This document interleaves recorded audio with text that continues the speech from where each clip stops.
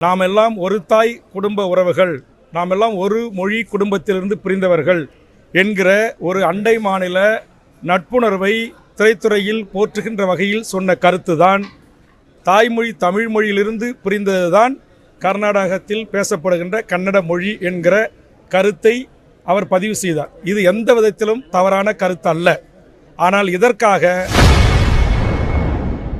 கன்னட சர்ச்சை விவகாரத்தில் நடிகரும் மக்கள் நீதி மய்ய தலைவருமான கமல்ஹாசனுக்கு தமிழக வாழ்வுரிமை கட்சித் தலைவர் எம்எல்ஏ வேல்முருகன் ஆதரவு கொடுத்து பேசியுள்ளார். தமிழ்நாட்டைச் சேர்ந்த நடிகர் திரு கமல்ஹாசன் அவர்கள் தாய்மொழி தமிழ் மொழியிலிருந்து பிரிந்த மொழிகள்தான் தமிழ்நாட்டை சுற்றியிருக்கிற அண்டை மாநிலங்களில் பேசப்படுகின்ற மொழி என்கிற அடிப்படையிலும் அந்த படம் கர்நாடகத்தில் வெளியாக இருக்கின்ற சூழலில் கர்நாடகத்தைச் சேர்ந்த ஒரு திரைப்பிரபலத்தை அருகாமையில் அமர வைத்து கொண்டு நாம் எல்லாம் ஒரு தாய் குடும்ப உறவுகள், நாம் எல்லாம் ஒரு மொழி குடும்பத்திலிருந்து பிரிந்தவர்கள் என்கிற ஒரு அண்டை மாநில நட்புணர்வை திரைத்துறையில் போற்றுகின்ற வகையில் சொன்ன கருத்துதான் தாய்மொழி தமிழ் மொழியிலிருந்து பிரிந்ததுதான் கர்நாடகத்தில் பேசப்படுகின்ற கன்னட மொழி என்கிற கருத்தை அவர் பதிவு செய்தார். இது எந்த விதத்திலும் தவறான கருத்து அல்ல.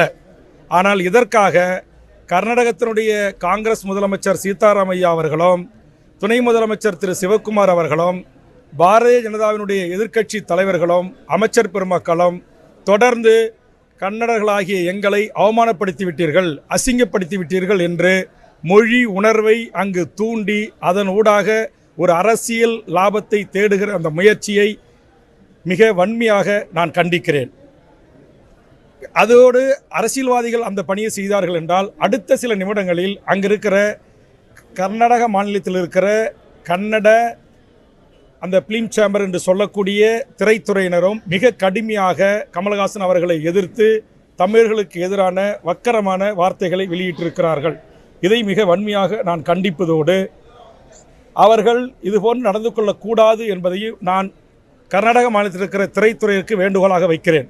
உங்களுடைய படம் கேஜிஎஃப் பகுதி 1 பகுதி 2 என்று இங்கு பல நாள் ஓடியது. நூற்றுக்கணக்கான கோடி வசூலை அது அள்ளி சென்றது.